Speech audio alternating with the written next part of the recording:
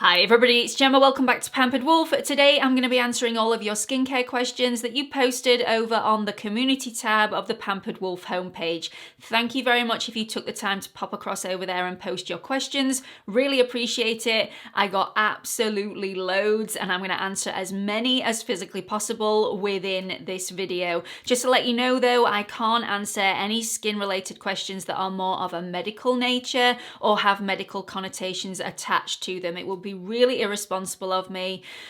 I would definitely recommend you go and see a skin expert or a dermatologist within your local area who will be able to help you further. But without being able to prod and poke and view your skin under a microscope, I just can't answer those questions. If you are new here, hi, my name's Gemma. I upload 2 to 3 videos a week here on YouTube, and I'm also over on Instagram. If you fancy checking me out over there, it's at Pampered Wolf, all lowercase, no spaces. I would really appreciate it if after this video has finished, you've liked what you've seen, you found it helpful in any way, you click on that like button, also the subscribe button and the notification bell so you don't miss any future uploads. Let's get straight onto it. Okay, so first question, what order should skincare be applied? Really simple, from thinnest to thickest in general. I mean, it's not an exact science. If what you're doing is already working for you, then I suggest you carry on doing that. But what I would suggest is cleanse, exfoliate, then any mists or spritzers, any toners, then go into lightweight serums, heavier serums, creams, and then oils. Where the creams and oils come in, I always say oils last because oils will penetrate a cream and get into the skin, whereas a cream won't penetrate the oil. This is slightly different depending on what you want your cream to actually do. Now, if your moisturizer has any active ingredients in there, it's really important that you put your oil on after you've put your cream on, because you actually want that cream to get into your skin and do a lot of good. If you're only using a moisturizer to seal in all the hydration and all the goodness that you've just applied to your skin, then that is slightly different. I would apply your cream last and then seal in all that hydration and all the goodness from the oil. Also, if you don't want to feel slightly greasy throughout the day or when you're going to sleep at night, put your cream on last and that will seal the surface of the skin. It doesn't actually seal the surface of the skin, but it just makes things feel a little bit less greasy and it will seal in that hydration. So yes, that is the order that I would recommend. Cleanse, exfoliate, spritzers and mists and toners, lightweight serums, heavier serums, creams and oils, or oils then creams, depending on what you actually want to achieve with your skin. The last step in any morning skincare routine, and this shouldn't be forgotten, is the SPF. So last thing after your oils and your creams, or your creams and your oils, depending on which way around you're going to do it, SPF in your morning routine, always the last thing.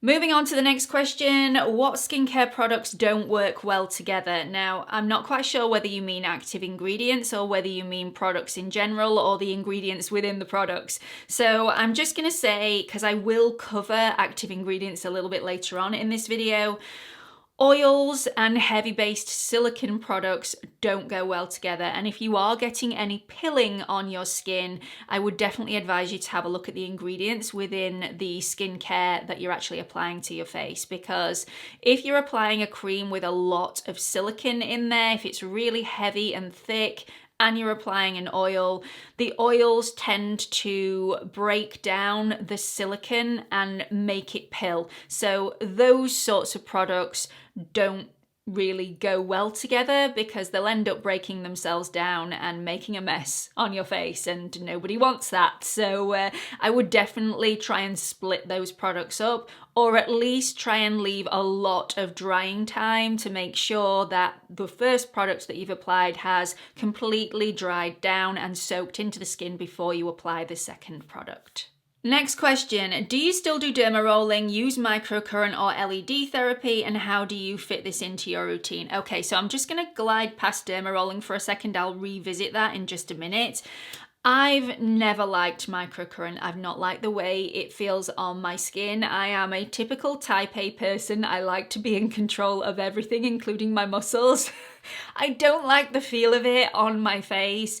And even though I seriously believe in it as a treatment, and my mum uses microcurrent, she uses the New Face on a daily basis, I just don't like it. I don't get on with it. I love the results it gives. I absolutely love it, but it just makes my teeth itch. What can I say? No. So personally, I don't like it, but I've done it plenty of times on other people and seen excellent results. So I do believe in microcurrent, but I don't do microcurrent on myself. I do, however, do LED therapy. I have the Current Body LED face mask, which is absolutely unbelievable. I don't use it as often as I should do. I'm going to go on to that a little bit later on, but yeah, I don't use it every single day. I should do. I'm going to start using it every single evening as soon as I've got out of the bath before I put the rest of my skincare on, I think, because that's one way of getting it into my routine and doing it on a day-by-day basis consistently. So let's go back to dermarolling. I don't do dermarolling anymore, and there's a huge reason why I don't. I still really agree with the process. You can get some great results from dermarolling. It's still one of my best performing videos here on YouTube, the how to do dermarolling safely at home video. I'll link that down there for you if you want to check that video out. I use Tretinoin now, and I didn't use Tretinoin before I started dermarolling. If you're a Tretinoin user and you still want to do dermarolling, I would always advise that you stop using your Tretinoin 3 days before you do your dermarolling process, and you also don't use Tretinoin for the 3 days after you've done the process to allow your skin to heal and to avoid any irritation, which can be major if you're doing dermarolling and applying Tretinoin at the same time. Some people don't get any irritation whatsoever, but it's rare. And I would always stop using Tretinoin within that time frame. For me, that was too much of a compromise to make because I feel like I get more benefit out of using my Tretinoin than I did that one dermarolling treatment. So I had to make a choice. I decided to carry on using my Tretinoin and to knock the dermarolling on the head. You don't need to do that. That might not be the right decision for you, but it definitely was the right decision for me. And that's the way I decided to go. Now, if you use a regular strength retinoid that's not prescription strength, something that's more 1%, you won't need to leave as many days before and as many days after you do your dermarolling process. So it might not be as much of an issue for you. I would still leave 1 day before and 1 day after though, so you would have to make that choice for yourself. Next question, how do I incorporate peptides into my routine? I use vitamin C in the morning and a retinoid at night. So I'm assuming you've been advised not to use peptides with your vitamin C and not to use peptides with your retinoid because there may be some irritation issues there. Or you've been advised that the different pH levels will cancel each other out and then they're not going to do any good for your skin, which is why you're applying it in the first place. So let's sort the first issue out. It all depends on the strength of your retinoid and the strength of your vitamin C, whether you're going to get any irritation by mixing anything else into it. If you're on prescription strength retinoid, your Tretinoin, I wouldn't mix anything in your evening routine. Your Tretinoin is going to do the most amount of good for your skin if it's applied on its own to clean skin, either over the top of a moisturizer so that it can act as a buffer so you don't get any irritation, or underneath a moisturizer that you apply later on to moisturize your skin. So let's sort out peptides in the morning. You could always apply your vitamin C and your peptides on alternate mornings, but that way you're only getting 4 days out of your vitamin C and 3 days out of your peptides, so you're not getting the most out of both of those products because you're not using them on a daily basis. With regards to the whole pH level, I agree that if you're adding a peptide to a vitamin C solution and putting it in a mixer, a little cocktail in your hand, there may be some change in pH which will degrade both of the formulas. However, if you apply them both in the morning, but the first one you allow to sink into the skin properly before you apply the second, although there will be a slight change in pH, you're getting more benefit out of both of those products applied daily than you would be 4 days vitamin C, 3 days peptides, if you get what I mean. Now, obviously this depends on the strength of the vitamin C and whether it actually advises you on the packaging not to mix this with other things. So that was a little bit of a wishy-washy answer. I'm really sorry about that. There really is no right or wrong answer here. It all depends on individual skin and what your skin can tolerate. Obviously, if you get any irritation whatsoever, stop using the products together and start using them on alternate mornings. But I would definitely try using one, letting it sink in, and then applying the other one over the top and see how you get on. You're definitely going to get more benefit from the products doing it that way and using them both daily than you are using them on alternate days. That was hard to say. Next question, what skincare would you use under the LED light therapy mask? Personally, I don't use any skincare underneath my LED mask. I always make sure that I apply that after I've done the process. My mum's exactly the same. There are some masks that you can also buy from Current Body. I will link them in the description box for you just in case you want to check those out. So you can use skincare, but you need to be careful on what skincare you use. A lot of people use aloe vera. I think green tea as well is a big one. Don't quote me on that though, please. I've not tried that myself. The reason I say you've got to be careful, you can get certain reactions by having different skincare underneath your mask. My mum got some really nasty red lines on her neck from her LED Therapy Neck and Deck Perfector because she'd forgotten to wash the skincare off her neck that she'd applied the night before, and she had quite a lot of bakuchiol on her neck, and that had a reaction with the LED lights and really gave her quite a lot of irritation on her neck that didn't go away for a couple of days afterwards. So I would say be careful. I think it's a lot safer to use no skincare underneath the mask at all and apply your skincare after.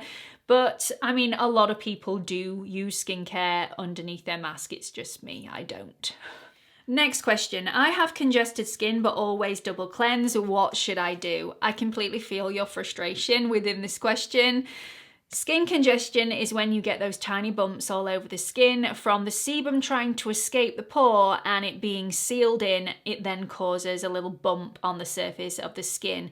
You will often see this around the nose area, around the cheeks area, and any overly oily areas can often look congested. Basically, this isn't really a cleansing issue. This is an exfoliation issue. So I would firstly ask, how often are you exfoliating your skin every week? And how are you exfoliating your skin every week? Are you using a scrub or are you using an AHA or a BHA? If you have really oily skin and you suffer with skin congestion quite a lot, I would definitely recommend you going for something like a salicylic acid cleanser, a salicylic acid serum, or a salicylic acid toner just over the affected areas after a few weeks, and also in conjunction with your double cleansing. You should find that there is a massive reduction in the amount of skin congestion that you've got. If you don't have seriously oily skin or you don't suffer with skin congestion all the time, I would recommend something slightly gentler like a lactic acid. If you use lactic acid all over the skin, missing out the eye area, obviously you're not going to want to use any acids around the eyes. If you use lactic acid 2 to 3 times a week, you should see a reduction within your skin congestion, and it will definitely be a preventative treatment for the months ahead once your skin congestion has died down. Next question, if I find a good SPF but it has a fragrance in it, should I use it? Okay, so there are certain people, and you all know who you are, that are really sensitive to fragrance within any product, not just skincare. And if you are one of those people that gets that irritation, inflammation, redness when you use any sort of scented product, then no, you shouldn't be using a fragrance within your SPF, even if it's a good one. It's just the negatives are going to far outweigh the benefits for you. However, that situation isn't the norm. Most people can tolerate fragrance within their skincare really well. So if you are one of those people that can tolerate fragrance and you find an SPF that's a good one that you want to use, that you feel like the fragrance makes that product even nicer to use, and because of that, you're going to use it more consistently on a daily basis, then yes, the benefits will outweigh the negatives for you, and I would say go ahead, use that SPF with a fragrance in. I often use SPFs with fragrance in. It's not my preference, but if I find a good one and it's got a fragrance in, my skin can tolerate fragrance in skincare really well, so the benefits outweigh the negatives for me. So I use it, but again, it all depends on individual skin. If your skin can tolerate it, yes, it should be fine. Next question, can I use AHAs and BHA exfoliants first thing in the morning? Yes, you can. Of course you can. In fact, AHAs are actually quite hydrating and will help your skin hold on to moisture throughout the day. So especially in the autumn and winter months, it's really beneficial to use an AHA first thing in the morning. BHAs I would tend to use where it's needed. AHAs I would use on a regular basis. So there is nothing wrong with using an AHA first thing in the morning. Just make sure that you're using a really good sunscreen to protect your skin. Next question, why do I get pilling? This is such a good question and I get asked this all the time. So pilling, if you don't know what that is the balling up and breaking down and flaking off of your skincare, and also it can happen with your makeup as well. Now, I went through one of the reasons that this can happen earlier on in the video when I said that if you try and layer two different products that have ingredients that repel each other, you can get this issue. So if you try layering oils with a heavy silicone product, the oils will try and break down the silicone, it will then become spongy and it will end up balling up on the skin and flaking off. Really, really irritating when that happens, but definitely try and apply one product first. Allow that to completely soak into the skin before you try applying the next one, or use them on alternate days. Or change your products. It depends. It's entirely up to you. So the other reason that you could get balling up and pilling is by applying too much product to the face. And I see this with the ordinary products all the time, especially niacinamide. Now, you only really need a couple of drops. It will do the entire face and the neck and probably the chest as well. Now, you will know if it's sinking into the skin well. If it's not sinking into the skin well, you are going to end up massaging the skin for quite a lengthy amount of time and your skin's still going to be wet. In that situation, more of the product is going to dry on the surface of the skin than is actually going to sink into the skin. The product that needs to sink into the skin will have sunk into the skin, but there will be excess product on the surface that will dry down and create a film on the surface of the skin. It's that film that's not sank into the skin, that's dried on the surface, that will then ball up and start to pill when you apply other products on the top. So if you are getting pilling, and especially if you're using The Ordinary, I would always recommend that you look at the amount of product that you're applying to your skin. Little is best. You don't need masses. The more you apply to your skin, the more chance you've got of getting pilling a little bit later on in the day. This next question is absolutely amazing. So thank you so much for the person that sent this in. Should I spend more money on skincare?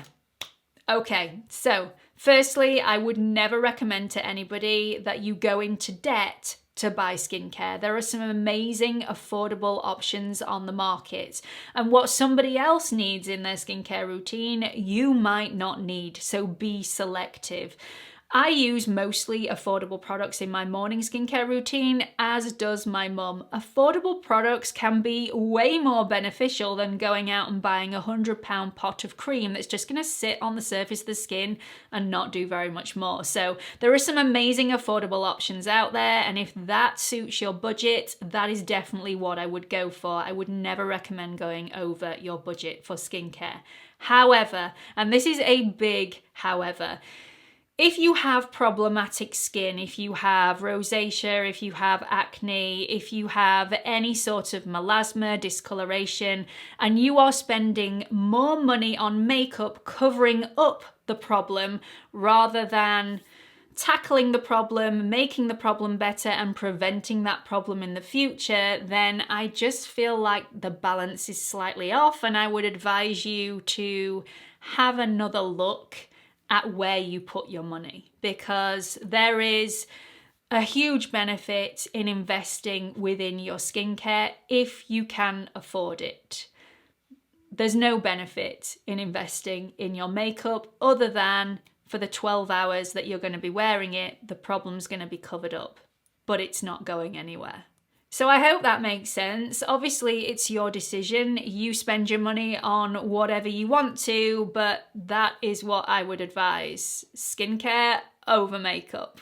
This next question is one that I get asked a lot. How long should you wait between moisturizer, SPF and foundation? Okay, so when I apply my moisturizer, I like to wait for that to dry down before I apply my SPF.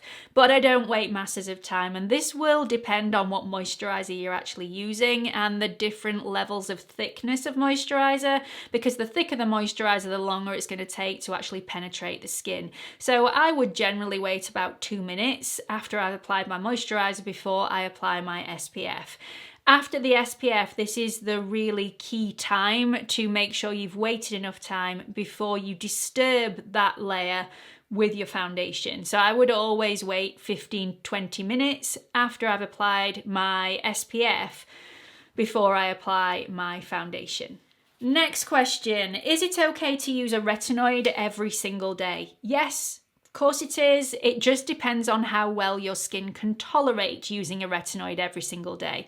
If you build up slowly, you should be able to build it up to 7 days a week. It's not imperative. I would always recommend that you're using a retinoid at least 5 days a week. I personally use a retinoid 7 days a week, but build up slowly. So I would always recommend you start using a retinoid 3 days a week, build it up to 4 days a week, 5 days a week, and so on. So don't go in straight away hardcore and expect not to get any irritation. Build up your tolerance to the vitamin A and go from there. But yes, it's perfectly acceptable to use a retinoid every single day. This next question is really quite an interesting question. Should you keep increasing the strength of a vitamin C after you've finished each bottle? So basically building up your tolerance to that strength of vitamin C and then moving on to the strength above, building up your tolerance to that and then moving up to the strength above. You can do this. Should everyone do it? No. Can you do it? Yes. It all depends on your tolerance to that product, and that's going to be different for absolutely everybody. So just bear in mind that as long as you are using a good vitamin C, you're going to get very similar results with that vitamin C as you are with a really high strength vitamin C.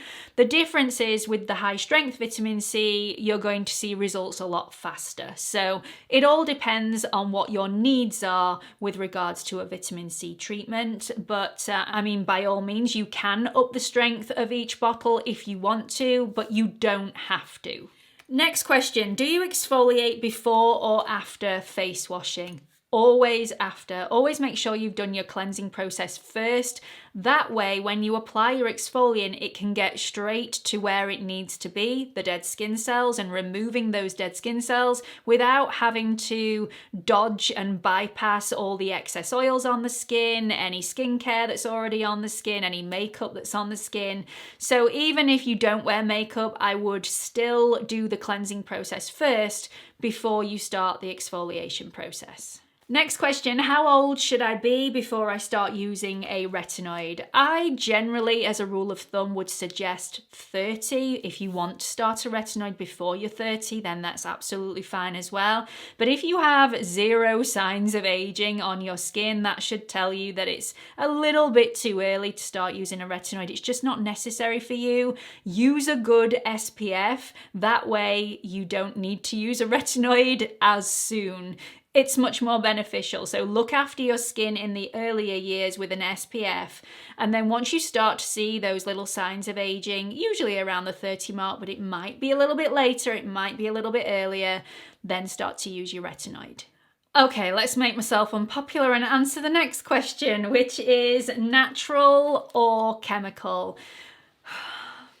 Okay, so everything is a chemical, even water is a chemical, and water makes up the majority of all skincare products, so practically all skincare products are chemical anyway, but I get why people want to use natural, because natural gives you that feeling of that it's better for your skin.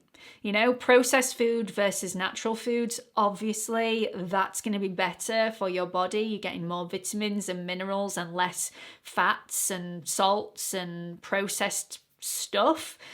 But with regards to skincare, most of the natural skincare is made in a lab anyway, so that they don't have to slash down all of the Earth's natural resources to form a cream or a serum. So I would always veer towards chemical skincare rather than natural skincare. Not that there's anything wrong with natural skincare. If you want to use it on your skin, that's absolutely fine. It's your prerogative. But I do feel like there's a lot of talk that natural is better for your skin than chemical, and I just don't believe that that's the case. Again, my personal opinion, there is far more data to suggest that the benefits of chemical skincare like tretinoin far outweighs the benefits of any natural thing that you can apply to your skin. But again, entirely up to you what you apply to your face. That's just my thoughts on it. Moving on to the next question. I've been using witch hazel as a toner for years. Is it bad for my skin and should I stop using it? Okay, so let's stop right there. I just feel like witch hazel has been demonized over the past few years and now everybody's afraid of it. And just because a product has witch hazel in there doesn't mean it's a bad product. What makes witch hazel a bad product is if it's used in conjunction with very high levels of alcohol. That way this becomes extremely astringent on the skin and it will just dry everything out and really pull the moisture from your skin. And that way it's not good for your skin. If you're using witch hazel within a product, I don't see the problem with it. Witch hazel can be very calming on the skin, and if it works for you, then carry on using it.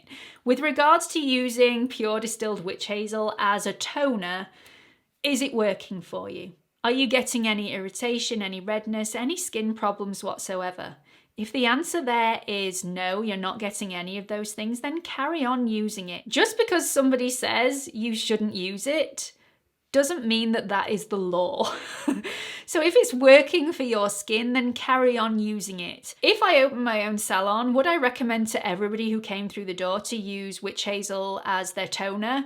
No, I wouldn't. But if it works for you, I wouldn't try and persuade you not to use it. So it's all down to personal preference and how your skin is tolerating that ingredient. If it's tolerating it beautifully, carry on using it. If you feel like you're having certain problems, then stop using it and move on to something else. And the last question, what are your top 3 skincare tips?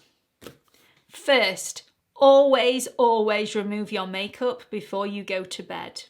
Second, never leave the house without an SPF. And third, always listen to your skin. You are the expert when it comes to your skin. Don't try and copy anybody else's skincare routine. Switch your skincare up depending on what your skin is trying to tell you. If it feels dehydrated, add some hydration.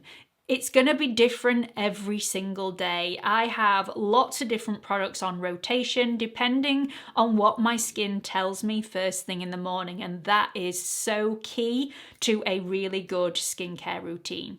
So I hope you've enjoyed this video. Do let me know what you thought about it in the comments section below. Please don't forget to give this a like if you found it helpful. Also, click on that subscribe button and the notification bell so you don't miss any future uploads. And I hope to see you all in the next one. Bye everyone.